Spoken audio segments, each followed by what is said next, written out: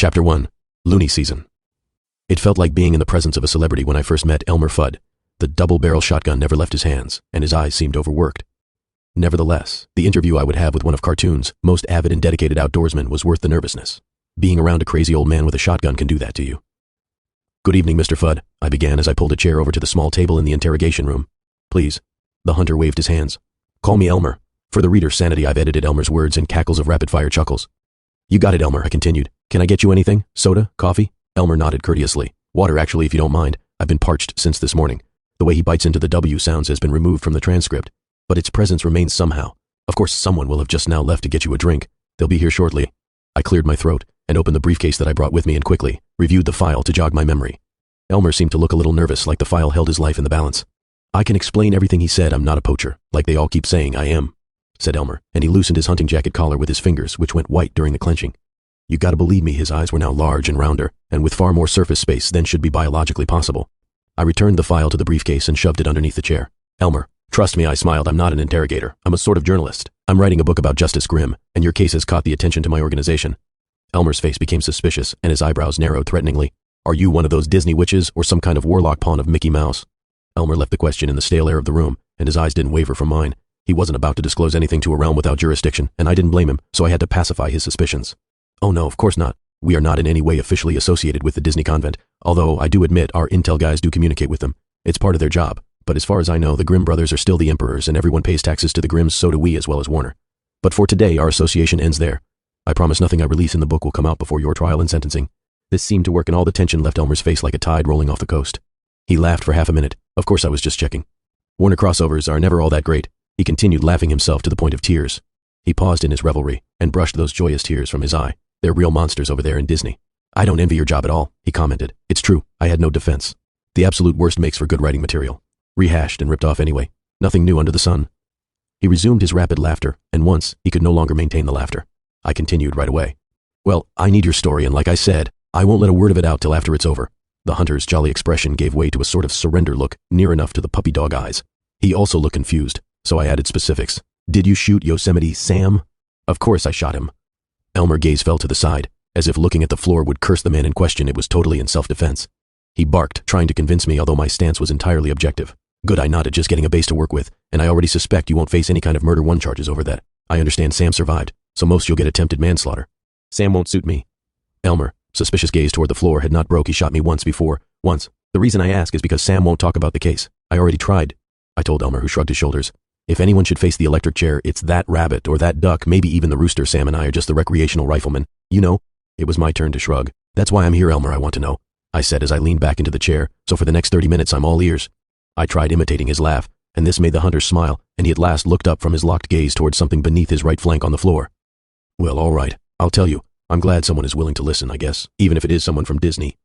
He demonstrated the authentic Elmer Fudd chuckle flawlessly. "I'm actually from the non-fiction zone originally, but the agency roots are in the early Disney films. I'll admit I'm actually trying to break this trend by reaching out to Warner's," I said defensively, and suddenly I was glad that the security guards who briefed me beforehand had explained how Elmer's gun was not loaded, but he had already fired a shot at a fly that was trying to record the conversation. It would appear that Elmer's gun was still capable of a dry fire option that could explode a flash of gunpowder from the barrel without need of any reloading. It couldn't harm that fly, but the sudden percussive shock from the quiet soundproof room had made me jump out of my seat. The fly buzzed away, muttering something probably anti-Semitic. Elmer then pointed his eyes toward me the way that he would have if I were a rabbit on one of his hunting trips. "Okay, well, my friend, you want the story? All right, I'll tell you my side of the story. Do you want me to start before or after I shot Sam?" he asked. "If it's important," I responded dryly. "Oh, it's absolutely relevant before the incident with Sam. There was everything," continued Elmer. "Imagine all the plans and all the conspiracies and all the producers of 1,000 movie studios. Well, it's nothing compared to the work the Warner's crew put into our operations." At this point, Elmer seemed to make up his mind, and he hangs his shotgun to rest between his arm and his chest. And, unlike those Nazi-sympathizing Disney goons, we didn't hold back on the violence. Although I bet regarding on-screen deaths, Warner and Disney don't have much to despair for that. Elmer was now fully relaxed, or had at least convinced me at the time that he was. That was why my next question came directly to the point. "Some have called out Warner Realm for possibly being a fifth colonist stay-behind group planted in the film industry to keep communists out of television. But I suspect it's counterintelligence left over from World War II that started your little conspiracy. My question to you is, what happened to Tex?" The expressions dropped from Elmer's face and his defenses shot back. Thankfully, he had decided his gun was not the weapon that he would use against me. "Avery, well, that fool is the definition of Prometheus complex. He took our formula and made a kingdom of his own. Why do you ask this? Everyone knows about the split. If you mean, did we kill him?" Elmer laughed nervously. We didn't stop the show. We kept going and he would have made his little experiment successful, but it ended up working the Duke into a fatigue from which his own habits caught up to him. We may not have pulled the trigger, but we gave him the loaded weapon. It was his choice to use it on himself. Elmer crossed his arms defiantly and then closed his eyes, turning away as if he could not bear the sight. I struck again while the iron was hot. Tex was going to rat on the poaching racket. That's why you handed him that loaded weapon. Elmer's nervousness now betrayed him, and the hunter swallowed before resuming. I suppose there is no use denying any of that anymore, not since I'm here, but they can't get to me for squealing. Elmer began. He crossed his arms and then stared at the ceiling. His recital was petty and practiced. It was likely the defense his lawyers had drilled into his bald head because of the legal and sensitive information of the case. I have redacted portions of it up into the point, and I do continue with the transcript once the information mentioned is no longer part of the conversation. My readers should not despair. Elmer had written something down to give us an idea without saying things out loud for another spy or someone to hear. It's not a manifest, but a sort of cheat sheet, possibly another trick his lawyers had talked him into doing. Author's note. There was difficulty in continuing this interview, so I had to step out to find information. The reader should take all of what Elmer Fudd has written with a grain of salt. Obviously, Warner had been having fun and getting away with being up to no good.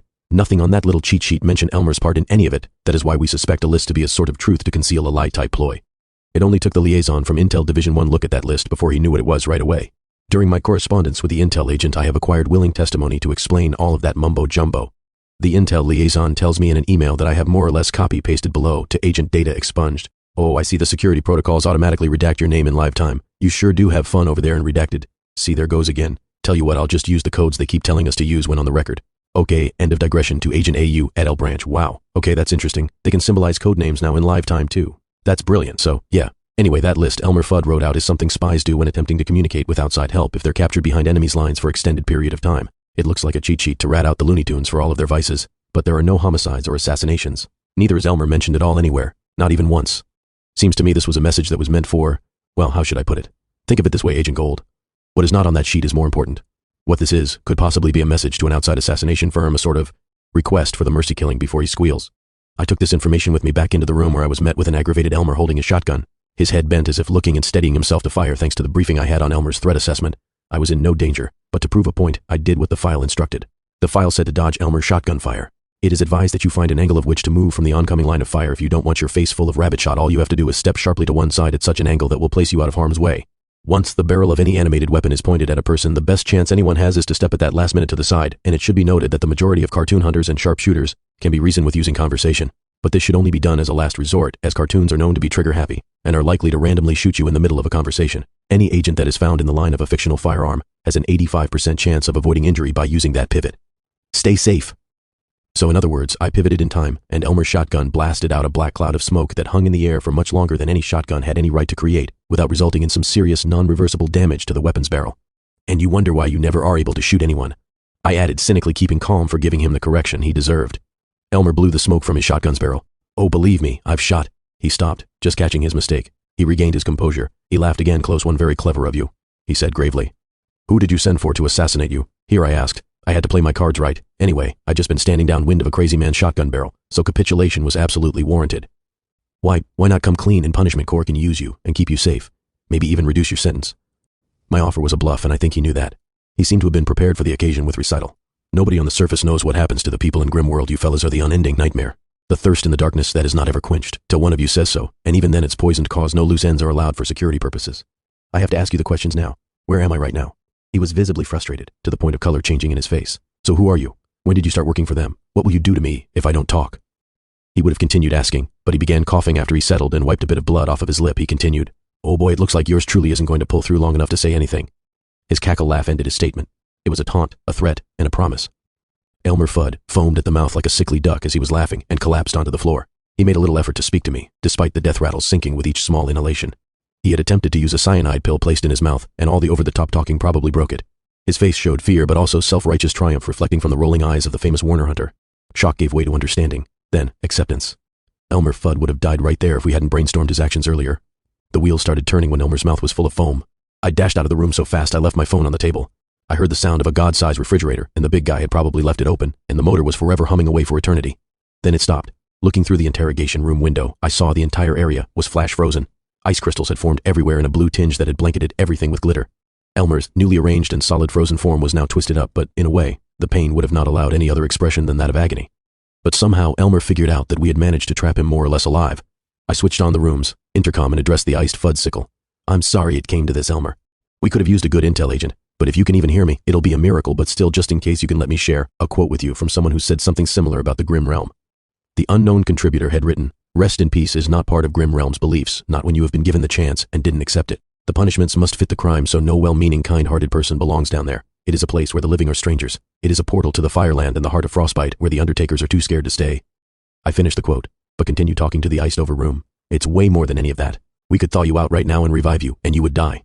However, that's not what I'm here to accomplish. We need your story, and if you can't tell us anything, after all, we can always crack open your head and read your brain." The frozen hunter didn't move, but the point was likely lost. He was about to die from cyanide, and would do just that if he had been allowed, and that would have been the end of our leads. We ended up capturing the sneaky little Toad assassin as he was staking out in an old motor car outside Elmer's house in L.A. Mr. Toad attempted to corner our Elmer Fudd imitator and attempted to stab him with a knife. Agents apprehended Mr. Toad before he could inflict any harm on anyone. To prevent another cyanide incident, we had the Toad's mouth searched and then stuffed just to make sure. Intermission. A letter from the editor. Have I told you that I'm going to strangle you already? Well, I am. Just a reminder. I mean, the pain of proofreading Chicken Scratch daily should merit some saintly reward. Thankfully, I'm a patient guy, and it's my job to bust your balls till you get it right. So when did I go wrong with you? Well, I must have done something right. 40 views is more views than any video you've made since joining YouTube back in 2015. Are you excited about the book? You should be. Get ready for the endless book signings and the book jacket cover photo. The fame and fortune and wealth beyond your wildest dreams await you. I'm serious. You can be popping champagne at pool parties that break fire martial codes and have complaints logged to you by the police regarding the volume of all those parties. You will be surrounded by beautiful women and will have to use force to get anything done. Don't let your guard down around those women, most of them more spies. Well, anyway, thank you for writing this material, and it's too bad I cannot shame you with any of more meanness or cynicism. It tends to inspire you toward drafting more darkly dreaming Disney horrors in your head. Even my own mind is getting distracted just trying to wrap my head around it. Feedback. Sure. How about this one? Find the pain zone and hold that little sucker. By the end of your 4th book, you should be exhausted to the point of brutal eye, popping pain. And when you reach that level, roll with it. That is how you get Porsches and boats. If your fingers don't give out to you, then it may be your mind that suddenly gives out. Below is a list of vices associated with the wealth generated by writing books just for your consideration. Pretension, self-righteousness as in the case point of Stephen King, overbearing, slow, overrated, obsessive, hothead, uninterested case in point, George R. Martin, indulgent, petty, drifter, robbery, control freak, asinine storytelling, that's basically the Twilight series. Criticize, hated, treacherous, backstabbing, snake in the grass, persecution complex, just like J.K. Rowling. Here are some more fun examples you may not want to try to imitate in case you need a little reminder. J.R.R. Tolkien, the father of fantasy, for all his timelessness, tends to drag things so deep into the Middle Earth realm that you begin to eat second breakfasts more often. Avoid making up names for everything. It has been done to death already. No names with any apostrophes. In fact, the fewer names, the better. For the love of crown, Erich von Däniken. Now this guy has the best subject matter, and it's known to fund his adventures using the money from his sold books. But no one seems to take him seriously, so that doesn't help. Next is C.S. Lewis. If every story has a plot that requires a lot of animals fighting humans in pitched battles, yeah, just avoid that whole business at all costs. In short, no talking animals, but if you have to, just no epic battle scenes. Stay away from merchandise nothing sells in authors, so I like catering to the lowest common denominator, resorting to cheap tricks to dragging things on and on and on and on and on, and don't leave the best side plots out. For instance, only mention something if it will be addressed later. No killer wasp narratives during the pandemic, and such. So let's review. Do not under any circumstances do any of the following: 1. Vampire romances, and 2. Werewolf romances. It should go without saying that any beast or cryptid-related relationships are not recommended. Example: Beauty and Beast, Shrek, and others. In closing, dear reader, I hope that all of the hair that I've pulled out over your manuscript results in you landing a spot on the late-night talk shows, or I quit.